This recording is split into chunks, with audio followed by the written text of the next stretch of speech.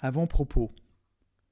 Je suis l'auteur de cette histoire et de plein d'autres à venir. Si vous aimez, n'hésitez pas à mettre un pouce et à partager pour aider la chaîne à grandir. Vos commentaires sont aussi les bienvenus. N'hésitez pas aussi à aller écouter les autres histoires déjà disponibles et à vous abonner à ma chaîne naissante pour la faire grandir. Merci d'avance et bonne écoute.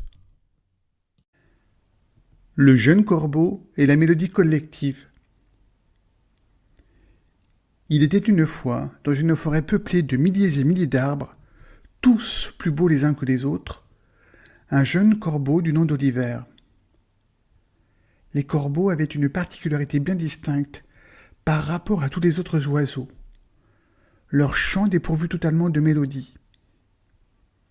C'est d'ailleurs pour cette raison que les autres espèces en général se mettaient à l'écart d'eux, car toute la journée, supporter les sons rauques et dissonants de familles de corbeaux, souvent composées de dizaines d'individus, constituait une véritable torture pour n'importe quel mélomane.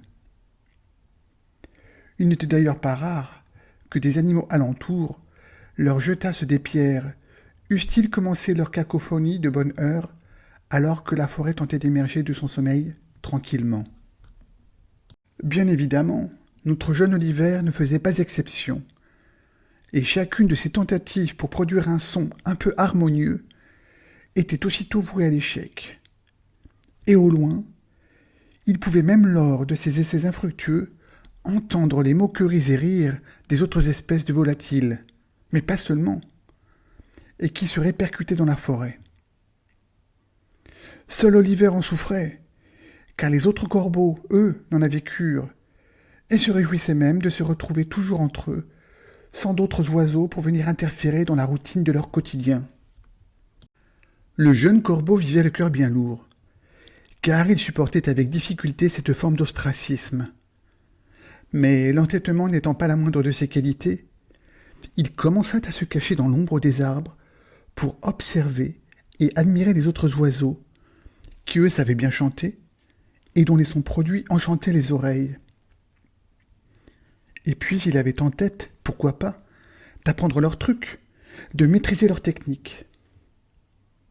Ainsi, il vit le rossignol, le merle, la mésange, la fauvette et tout ce que les lieux comptaient de bêtes à plumes, qui jouaient de la musique de façon si naturelle et produisaient sans effort ces sons.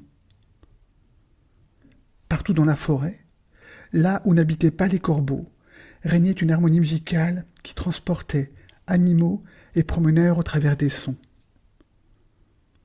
Oliver éprouvait autant d'admiration que de frustration, car exclu de cette symphonie à plumes. Mais un jour, le jeune corbeau décida qu'il suffisait.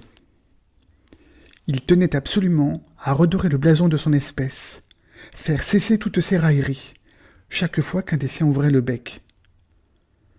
Il ne voulait plus être le représentant d'une espèce qui n'inspirait que mépris pour son chant.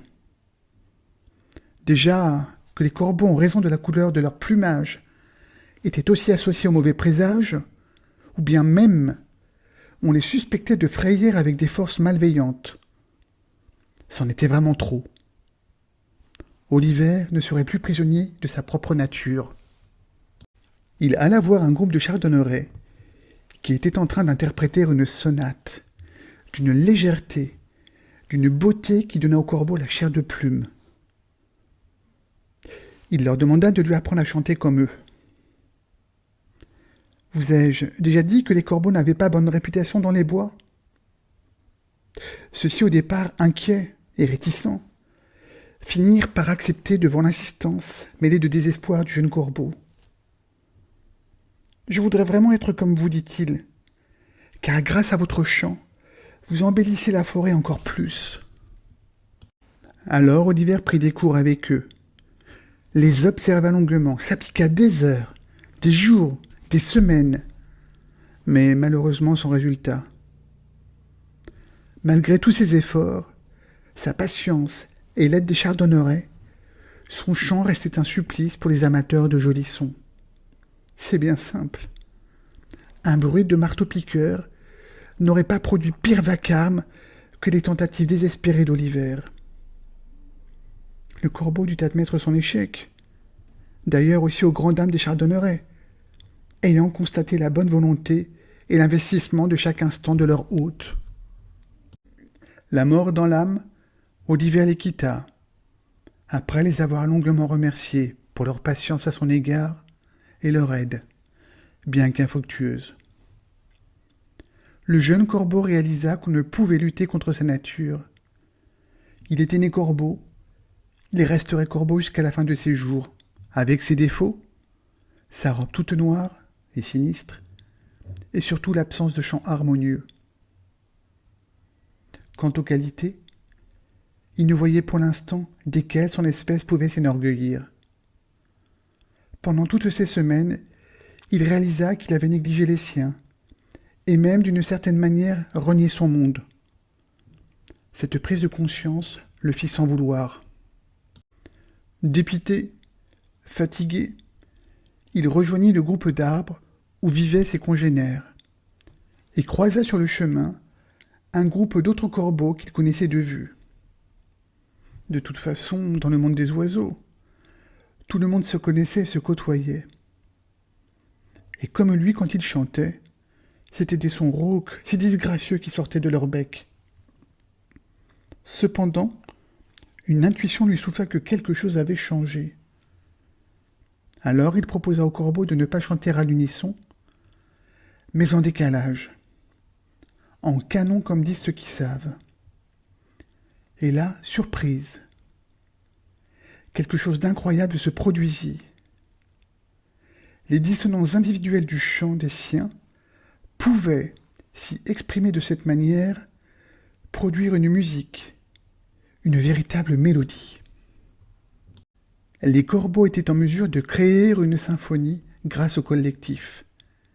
Une symphonie unique qui résonna dans toute la forêt. Et là, un second miracle intervint.